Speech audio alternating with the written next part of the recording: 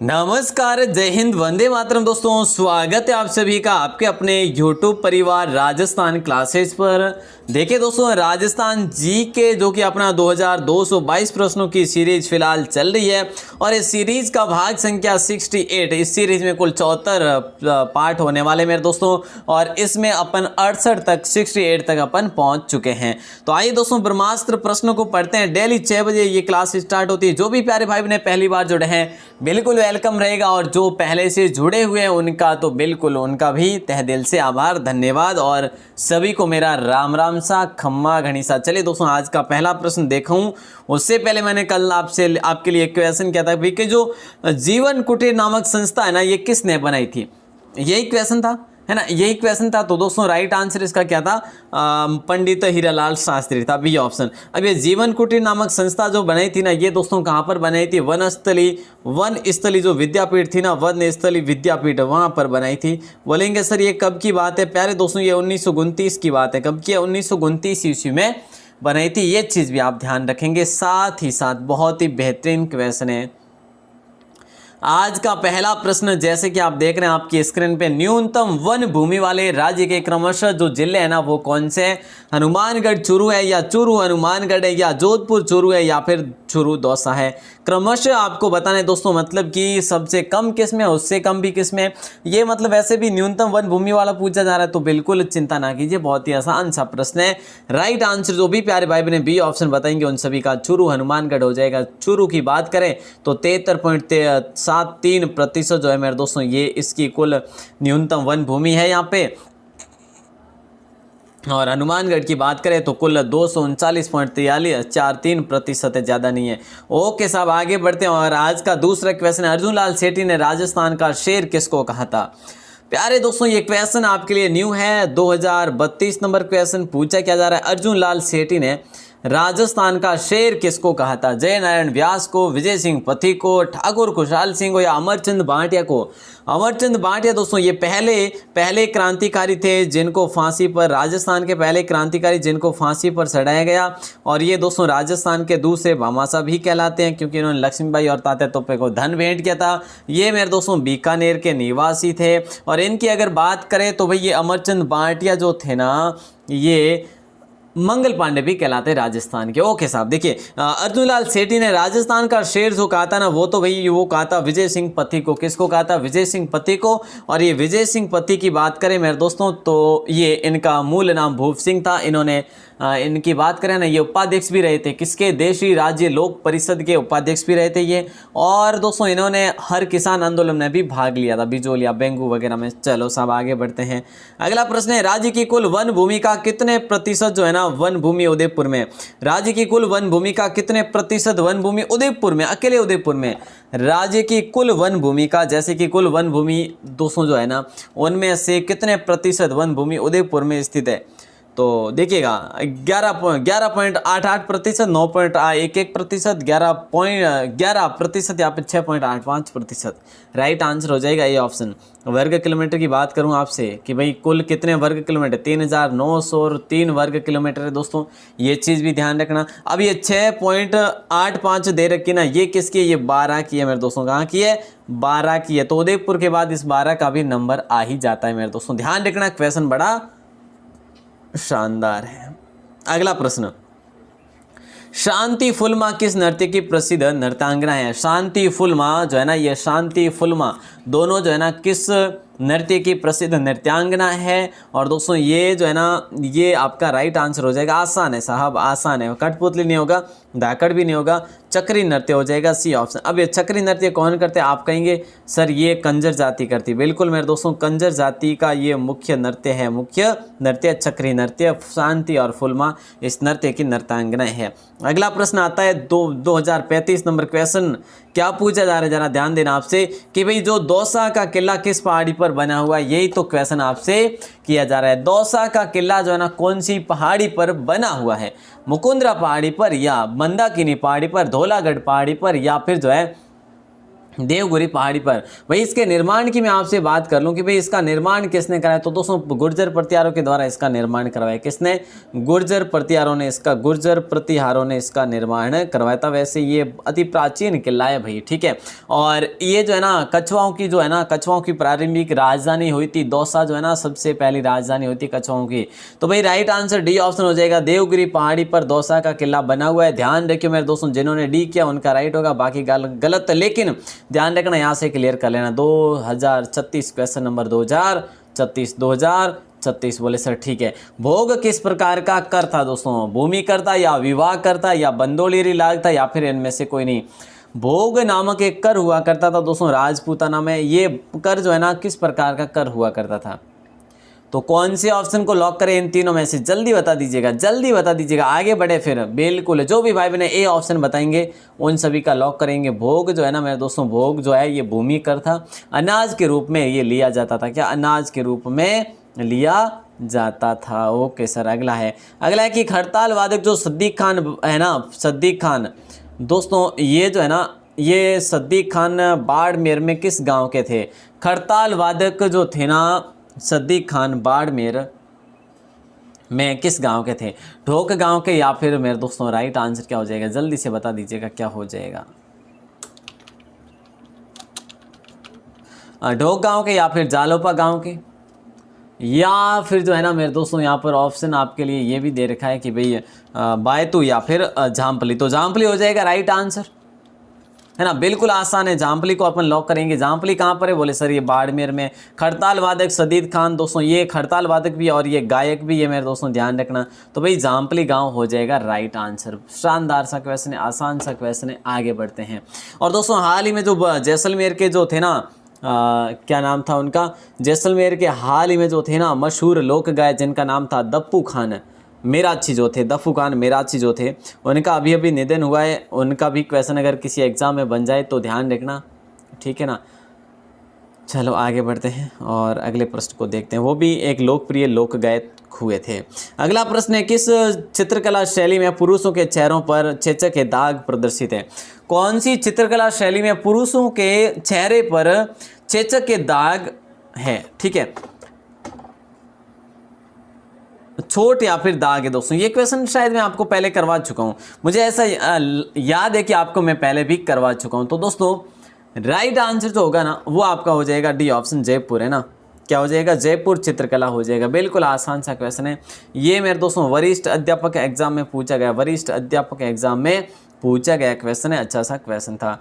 राजस्थान में भित्ति चित्रों की चित्रकाल तक, देखिए दोस्तों चिरकाल, राजस्थान में ध्यान देना थोड़ा सा, ये लो अब, राजस्थान में भित्ति चित्रों की चिरकाल तक जीवित रखने के लिए एक आलेखन पद्धति है जिसे क्या कहते हैं? दोस्तों ये क्वेश्चन भी पूछा गया है। तो देखिए राजस्थान में भित्ति चित्रों की चिरकाल तक जीवित रखने के लिए एक आलेखन पद्धति है जिसका नाम है, फड़ नहीं होगा, सांझी नहीं होगा, मांडना भी नहीं होगा, RIS हो जाएगा। दोस्तों ये एक प्रकार की क्या, एक पद्धति है। और दोस्तों ध्यान रखना, भित्ति तैयार करने हेतु राहोली का चूना है ना, RIS चित्र के लिए सर्वोत्तम माना जाता है। कहाँ का? राहोली नामक स्थान का चूना जो है ना इसके लिए सर्वोत्तम माना जाता है। ये चीज़ भी ध्यान रखनी है आपको। अगला प्रश्न देखिए, 2040 नंबर, प्राचीन समय में राठ क्षेत्र क्या कहलाता था? देखिए जरा ध्यान देना, बहुत ही आसान सा प्रश्न है। प्राचीन समय में राठ क्षेत्र क्या कहलाता था? नीमराणा, बयाना या फिर हवाला गांव या फिर सांचौर के आसपास का क्षेत्र।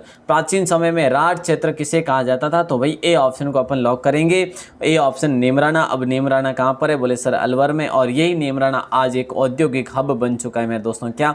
एक औद्योगिक हब बन चुका है, ये चीज़ भी ध्यान रखना। और नीमराणा किले को दोस्तों, नीमराणा में एक किला बना हुआ है जिसे पंचमहल भी कहते हैं क्योंकि वो 5 मंजिला किला है ना, इसीलिए। वैसे जो ओरिजिनल पंचमहल जो है ना वो कहाँ पर है? वो फतेहपुर शेखावाटी में है, फतेहपुर सीकरी में, जो कि अकबर के द्वारा बनाया गया था, यूपी में है। तो दोस्तों देखिएगा, इस नीमराणा किले की बात करें, इसे पंचमहल भी कहते हैं। और इसके चौहानों ने इसका निर्माण करवाया था 1467 ईस्वी में, ठीक है। तो ये चीज़ भी ध्यान रखना आप सभी।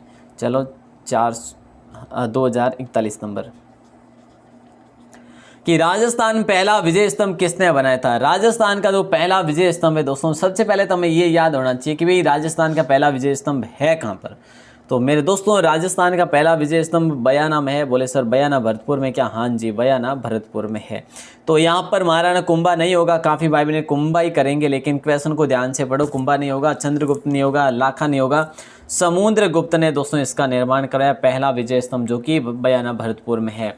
और दोस्तों विजय स्तंभ जो है वो प्रॉपर जो विजय स्तंभ चित्तौड़गढ़ में है वो तो आप सबको पता है, उसका निर्माण कुंभा ने जरूर करवाया था सारंगपुर की विजय के उपलक्ष्य में। अगला प्रश्न एक बार फिर से बार बार पूछे जाने वाला प्रश्न आपकी क्लासेज में, गिरल विद्युत उत्पादन संयंत्र लिग्नाइट कोयला पर आधारित है, जल आधारित है, सौर ऊर्जा आधारित या पवन ऊर्जा आधारित है? क्या हो जाएगा राइट आंसर? दोस्तों इसकी स्थापना की बात करें ना तो जर्मनी की सहायता से की गई थी इसकी स्थापना, जर्मनी की सहायता से, और जनवरी में ही जनवरी, ठीक है, 2007 में दोस्तों इसकी स्थापना हुई थी। तो ये शानदार क्वेश्चन है, अच्छा सा क्वेश्चन है, लॉक कर दीजिएगा। और ये बाड़मेर में स्थापित है मेरे दोस्तों, ए ऑप्शन को आप सभी लॉक करने वाले हैं। चलो सर अगला प्रश्न बता दीजिएगा। अगला है कि भाई मंगला देवी मंदिर जो है ना किस किले में है? मंगला देवी नामक मंदिर जो है ना कौन से किले में है? राजौरगढ़ में, नीमराना में, भानगढ़ में या बाला किला में? ये आपको आंसर देना है भाई, राइट आंसर बता दीजिएगा। बहुत ही आसान सा प्रश्न है, जल्दी से आंसर बताइएगा। मंगला देवी मंदिर किस किले में? तो दोस्तों राइट आंसर भानगढ़ का किला हो जाएगा। आप भानगढ़ को भूता किला भी कहते हैं, भूतिया किला भी कह सकते हैं, या फिर भूतहा किला भी कह सकते हैं, ठीक है ना।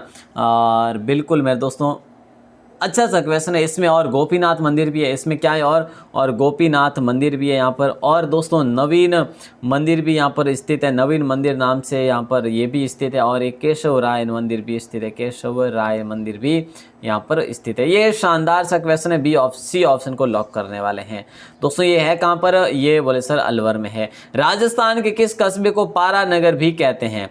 इनमें से राजस्थान का कौन सा कस्बा जो उसे अपन पारा नगर भी कहते हैं? तारा नगर नहीं, पारा नगर, बिल्कुल ध्यान रखना मेरे दोस्तों। बहुत ही अच्छा सा क्वेश्चन है, भी कहते हैं राजौरगढ़, नीमराना, मुकुंदगढ़ या फिर रेड? क्या हो जाएगा राइट आंसर? जल्दी से बता दीजिएगा, बहुत ही आसान सा क्वेश्चन है भाई। राजस्थान के किस कस्बे को पारा नगर भी कहते हैं? तो राइट आंसर आप सभी का हो जाएगा, बोले सर बी ऑप्शन, नहीं ए ऑप्शन राजौरगढ़ है ना। बी तो नीमराना है, नीमराना के बारे में बात कर चुके हैं मेरे दोस्तों, जिसको राठ प्रदेश कहते हैं। और राजौरगढ़ हो जाएगा दोस्तों, ये राजौरगढ़ है ना, इसके राजौरगढ़ जो दुर्ग है ना, राजौरगढ़ दुर्ग को नीलकंठ महादेव भी कहते हैं, नीलकंठ दुर्ग भी कहते हैं वैसे इसे, ठीक, क्योंकि यहाँ पर सबसे पहले मंदिर का निर्माण करवाया था दोस्तों, ध्यान रखना। और मंदिर का निर्माण करवाया था बड़ गुजर हुए थे, उनका नाम था मंथन देव, क्या मंथन देव नाम था, उस मंदिर का निर्माण करवाया था। और उसके बाद जो यहाँ पर राजौरगढ़ किला भी बनाया गया था। तो ये चीज़ ध्यान रखेंगे। चलिए आगे बढ़ते हैं। और अगला प्रश्न है 2045, पूछा क्या जा रहा है? आपसे पूछा जा रहा है नर्मदा नहर परियोजना किन 2 जिलों की परियोजना है? महत्वपूर्ण क्वेश्चन है, बिना टाइम वेस्ट के इसका जवाब देना आपको। नर्मदा नहर परियोजना किन 2 जिलों की परियोजना है? जालोर बाड़मेर हो जाएगा राइट आंसर। जालोर पाली नहीं होगा, बाड़मेर जैसलमेर भी नहीं होगा, जालोर सिरोही भी नहीं होगा दोस्तों। जालोर में सबसे पहले इसको खोला गया था, इस नहर को खोला गया था, ठीक है, परियोजना को। उसके बाद बाड़मेर तक भी पहुंचाया गया। तो प्यारे दोस्तों वसुंधरा के द्वारा इसका जो है उद्घाटन किया गया। तो ए ऑप्शन को लॉक करेंगे। सबसे पहली ऐसी राज्य की सबसे पहली ऐसी परियोजना जिसके द्वारा फव्वारे पद्धति के द्वारा सिंचाई भी होती है।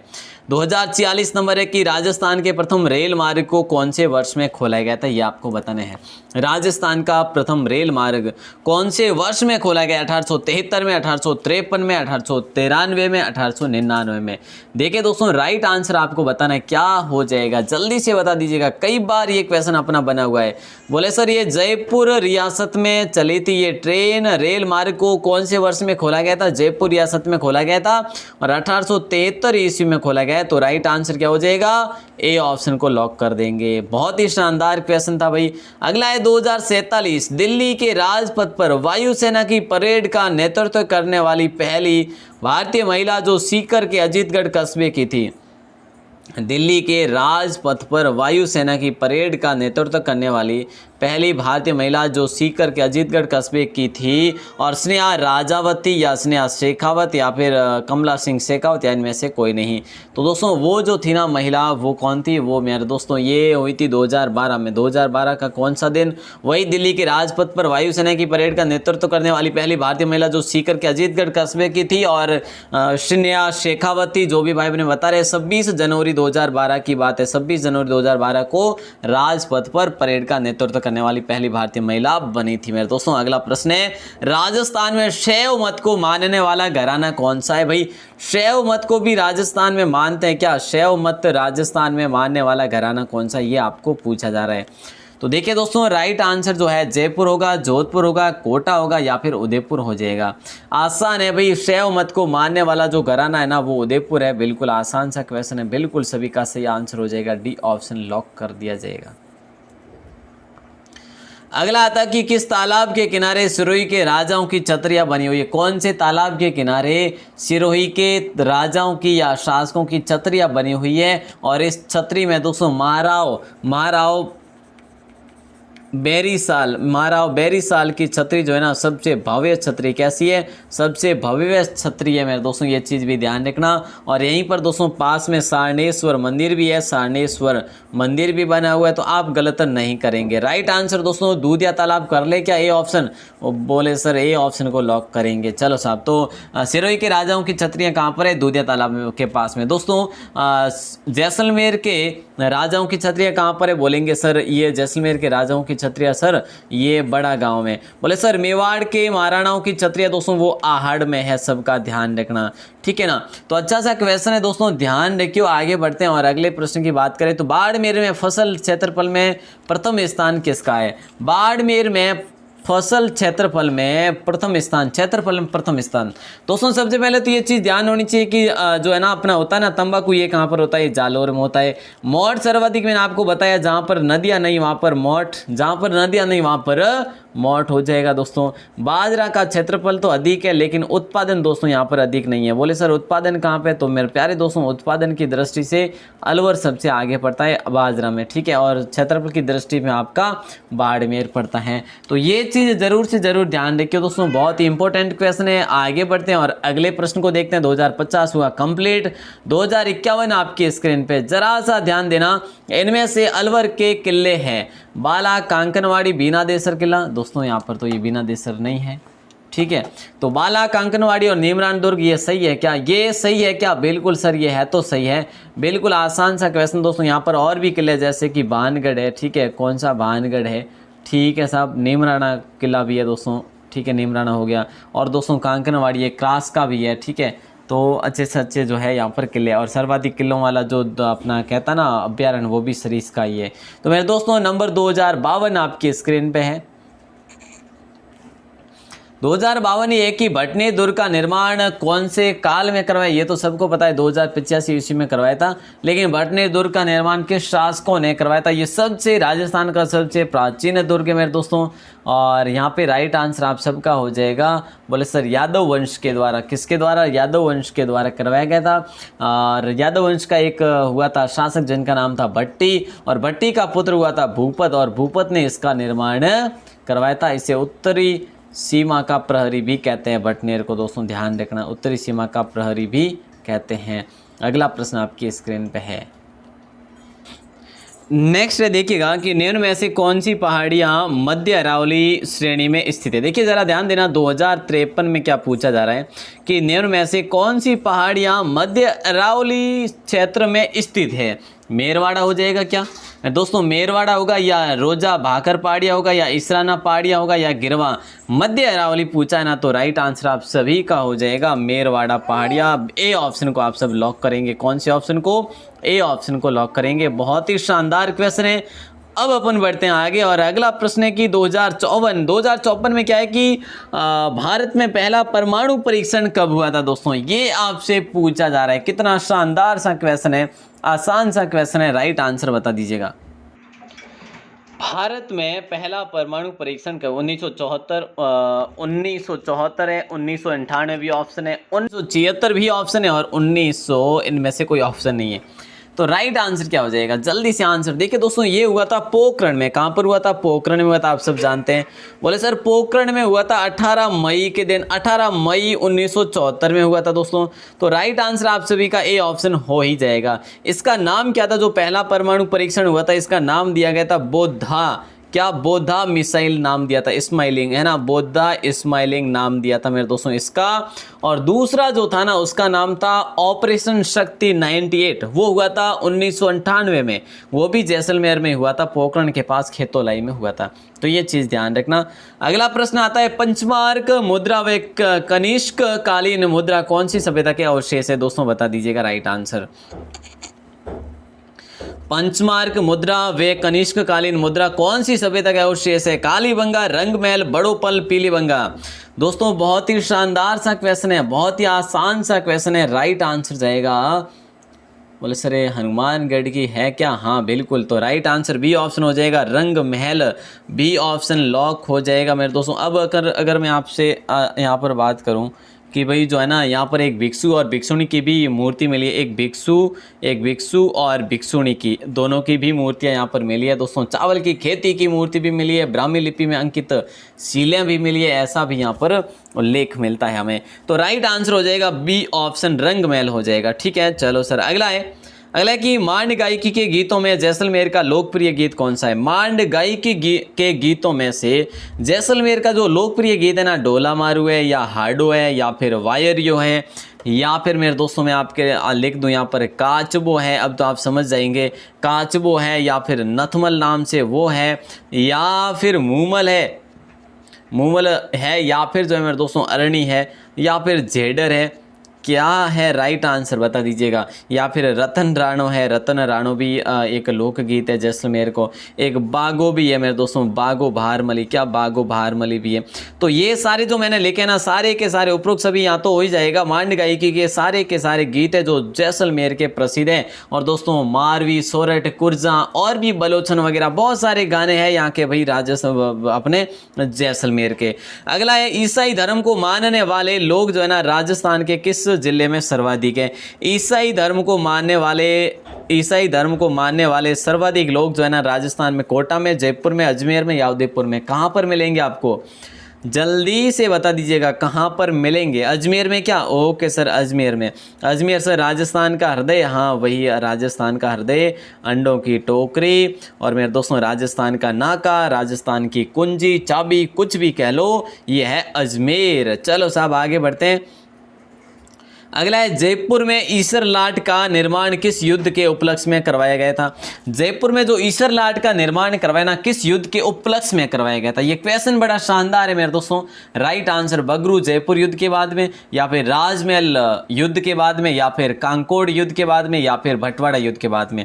ये बगरू जो युद्ध हुआ था ना दोस्तों, ये 1748 में हुआ था वैसे, बट अपना राइट आंसर होगा 2058 का। जयपुर में ईसर लाट का जो निर्माण है ना, किस युद्ध के उपलक्ष्य में करवाया गया था, ये राजमहल युद्ध के उपलक्ष्य में कराया गया था। बी ऑप्शन लॉक करेंगे। अब अगर अपन यहीं पे बात करें तो ये राजमहल कहाँ पर, बोले सर टोंक में है। ये जो है ना ये ईश्वरी सिंह ने लड़ा था किसके सामने, अपने भाई माधो सिंह, और माधव सिंह के साथ में था बूंदी नरेश और कोटा नरेश, सभी को हराया था ईश्वर सिंह अकेले ने। और 1747 में ये युद्ध होता है मेरे दोस्तों, 1747 में ये युद्ध होता है। तो ये चीज़ भी ध्यान रखना है आप सभी को। 1747 में इसमें ईश्वर सिंह जीत जाते हैं और उसके बाद ईसर लाट का निर्माण करवाते हैं। और चलो साहब आगे बढ़ते हैं। जीता रहा तो जयपुर को मिट्टी में मिला दूंगा, ये कथन किसने कहा था।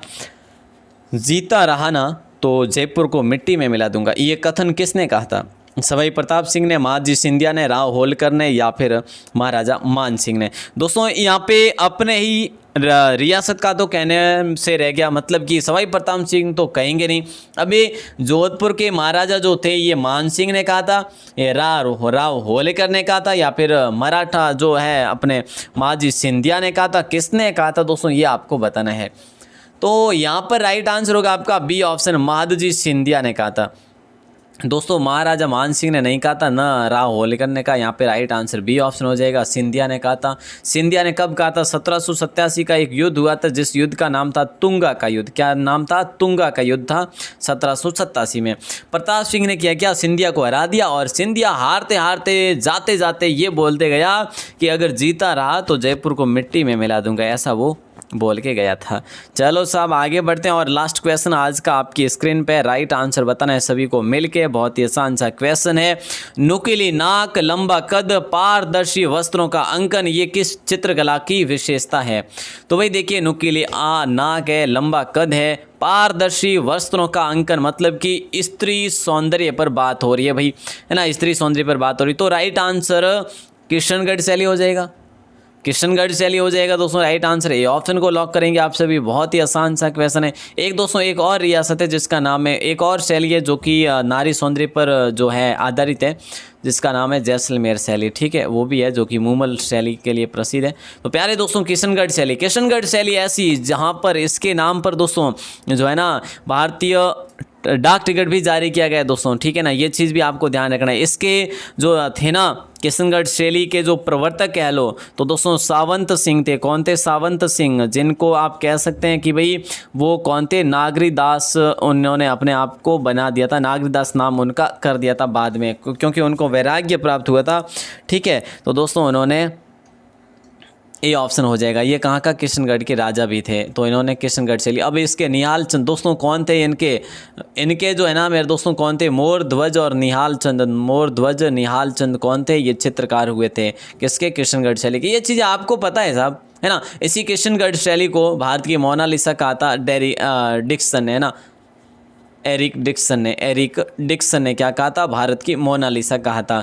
चलो साहब, तो ये क्वेश्चन हो गए थे आपके इतने। दोस्तों किसके कितने क्वेश्चन सही हुए ज़रूर बताइएगा मुझे कमेंट सेक्शन में बाहर आके। आज आपके कितने प्रश्न सही हुए बाहर आके कमेंट में ज़रूर बताइएगा। जेडी हॉल कहाँ के पॉलिटिकल एजेंट था? जेडी हॉल कहाँ का पॉलिटिकल एजेंट था? उदयपुर का, जयपुर का, सिरोही का, सीकर का? बाहर आके कमेंट में इसका आंसर देना है।